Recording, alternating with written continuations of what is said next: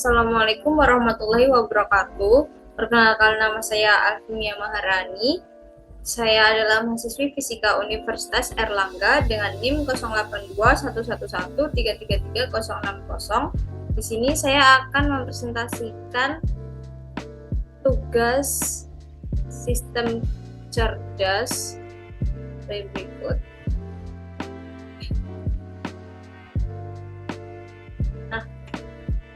Di sini saya akan menjelaskan mengenai apa itu artificial intelligence dan juga artificial neural network atau ANN. Nah, sebelum itu kita harus mengetahui apa itu artificial intelligence.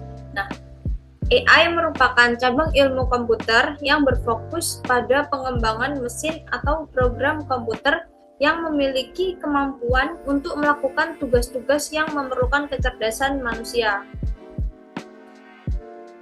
Jadi awal dibuatnya AI itu, dia tujuan utamanya adalah untuk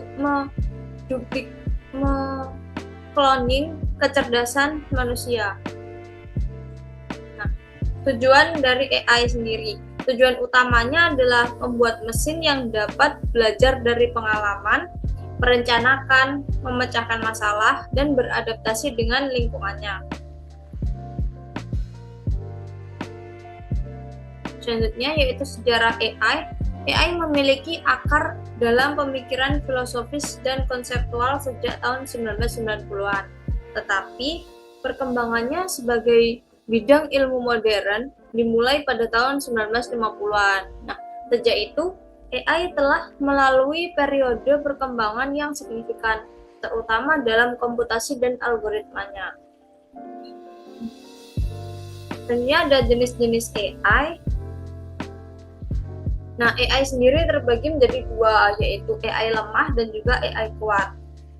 Apa yang membedakannya?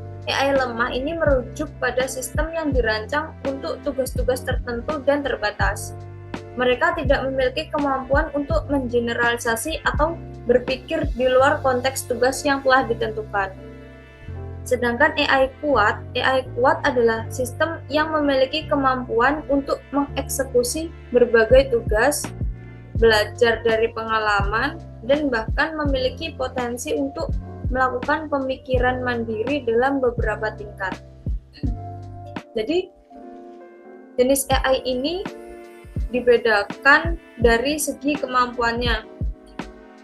AI lemah itu kemampuannya terbatas dan dia cuma bisa menyelesaikan lingkup konteksnya aja gitu. Dia tidak mampu mengeneralisasi atau berpikir lebih daripada konteks yang telah ditentukan. Nah, untuk AI kuat, dia itu mampu mengeneralisasi, mengeksekusi berbagai tugas, dan dia tuh mampu belajar dari pengalaman. Jadi semakin banyak dia belajar dari training itu, maka dia semakin pintar, semakin akurat dalam memberikan jawaban atau prediksi. AI kuat ini juga melakukan pemikiran mandiri dalam beberapa tingkat. Selanjutnya yaitu ada penerapan dari AI. AI ini sudah merambah pada berbagai bidang kehidupan seperti healthcare atau kesehatan, finance, otomotif, dan banyak bidang lainnya. AI digunakan untuk mengoptimalkan proses mendiagnosa penyakit, mengelola risiko keuangan, serta mengembangkan mobil otonom. Jadi, AI sangat membantu di berbagai bidang kehidupan. Contoh sistem AI yang terkenal, ada beberapa contoh seperti chatbot yang melayani pelanggan secara otomatis, asisten virtual seperti Siri dan Google Assistant, serta kendaraan otonom yang mampu mengemudi tanpa pengemudi manusia. Dan juga chatbot ini contohnya seperti ChatGPT, BART, terus dan masih banyak lainnya. Jadi dia sangat berguna untuk membantu manusia berpikir. Jadi tidak bisa dipungkiri bahwa zaman sekarang itu siswa atau mahasiswa itu menggunakan ChatGPT sebagai teman dalam belajar untuk membantu menyelesaikan dan juga menjawab pertanyaan-pertanyaan yang ada di pikiran penggunanya, seperti itu. Namun ya, untuk beberapa kasus tertentu mungkin masih belum bisa menyelesaikan, seperti perhitungan yang kompleks, dia belum mampu untuk menyelesaikan secara akurat. Namun untuk yang lainnya itu sudah bagus. Selanjutnya ini ada tantangan dan juga dampak dari AI sendiri. Nah, tantangan dalam pengembangan AI tidak diantaranya adalah masalah etika seperti bias dalam algoritma, privasi pengguna, dan keamanan cyber yang terkait dengan penggunaan teknologi AI sendiri. Nah, jadi dalam menggunakan AI juga kita harus berhati-hati. Selanjutnya ada dampak sosial dan ekonomi dari AI. Penggunaan AI memiliki dampak sosial dan ekonomi yang signifikan. Nah, ini mencakup perubahan dalam pekerjaan manusia karena akses terhadap teknologi dan diskusi tentang bagaimana mengatur perkembangan AI agar bermanfaat bagi masyarakat ini sedikit harus diberdayakan lagi sumber daya masyarakatnya agar mereka mampu beradaptasi dengan perubahan teknologi yang semakin cepat. Jadi banyak penduduk atau manusia yang berpikir bahwa munculnya AI ini akan menggilas atau merebut pekerjaan-pekerjaan mereka. Jadi kita dipaksa atau dituntut untuk beradaptasi atau mengikuti perubahan zaman dan kemajuan teknologi agar kita tidak merasa bahwa pekerjaan kita terenggut. Namun kita dapat menggunakan AI ini sebagai tools kita untuk memudahkan pekerjaan kita, seperti itu.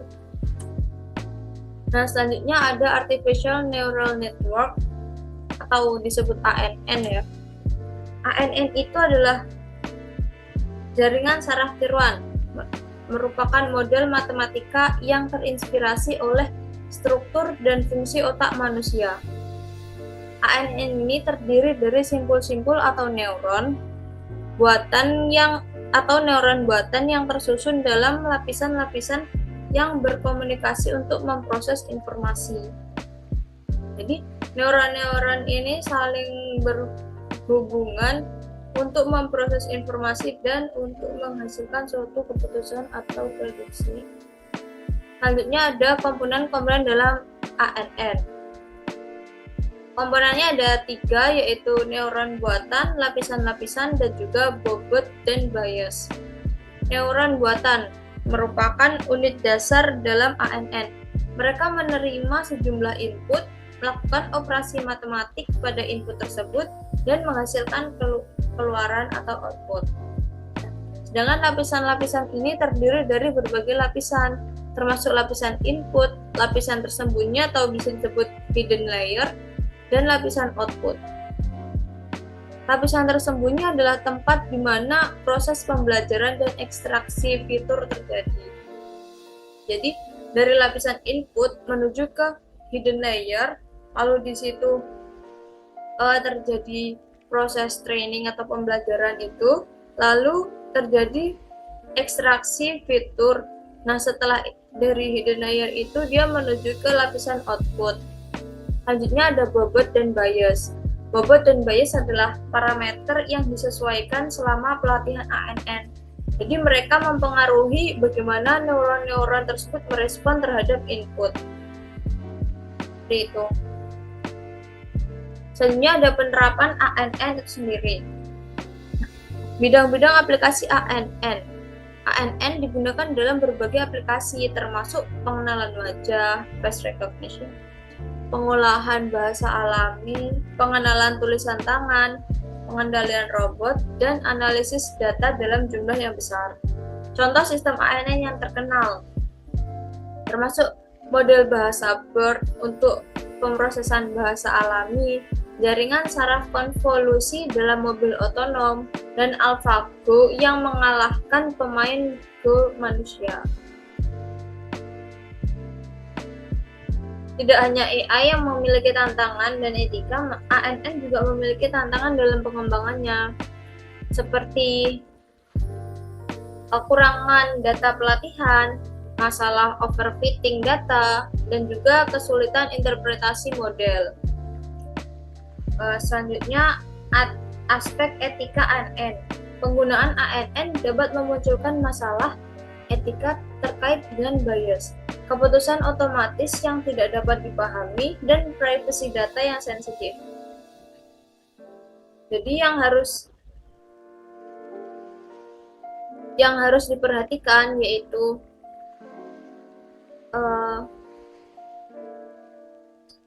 terkait dengan bias di ANN, lalu ada keputusan yang mungkin tidak dapat dipahami oleh pengguna, dan juga privasi data yang sensitif dan harus dijaga.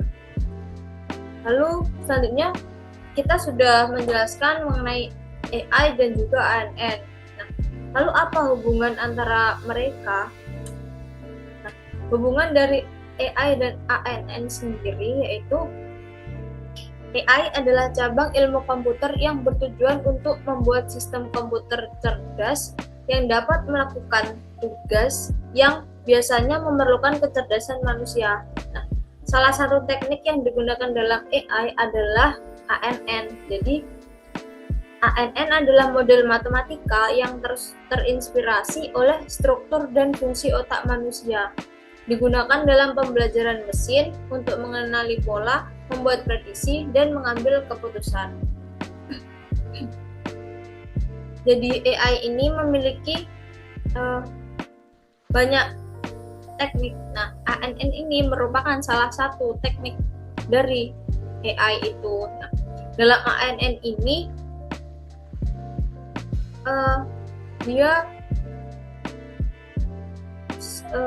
sistem kerjanya itu adalah menerima data, lalu mengenali pola, lalu melakukan ekstraksi di hidden layer itu, lalu mengeluarkan atau memberikan keputusan atau prediksi itu pada output layer, seperti itu.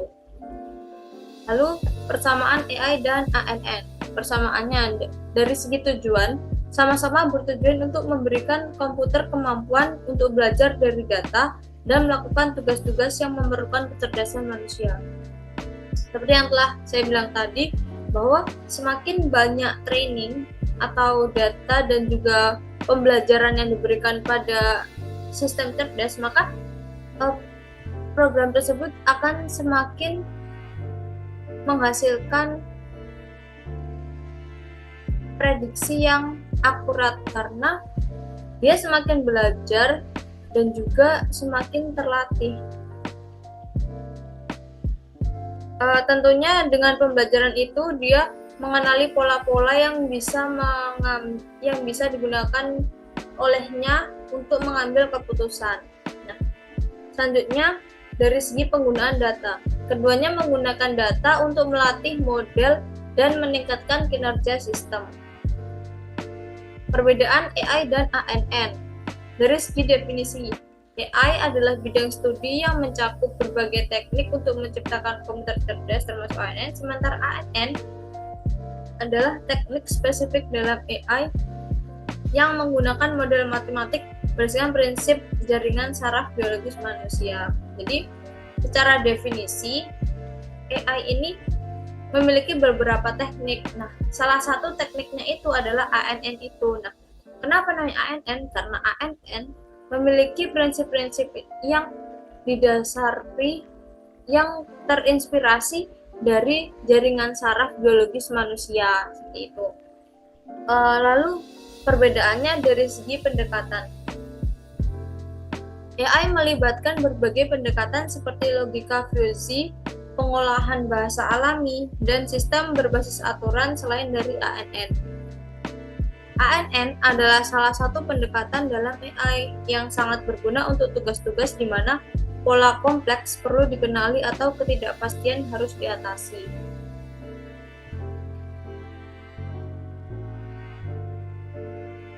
Jadi AI ini memiliki berbagai pendekatan seperti logika fuzzy, pengolahan bahasa alami, dan sistem berbasis aturan selain dari ANN. Nah, sedangkan ANN itu merupakan pendekatan dalam AI yang berguna untuk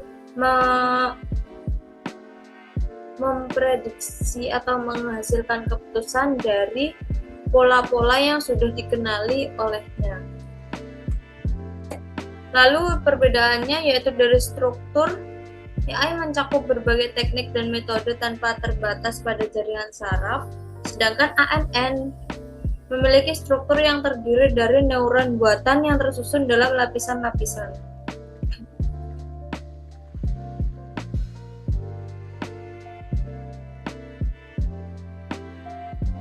Jadi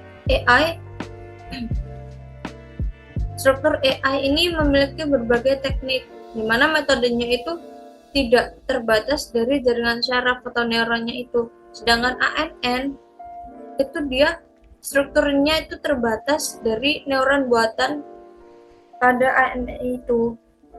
Lalu ada fokus penggunaan. ANN lebih fokus pada permodelan pola dan pembelajaran dari data, sedangkan AI secara umum mencakup banyak aplikasi termasuk mesin pencari, robotika, pengenalan suara, dan banyak lagi. Jadi kesimpulan dari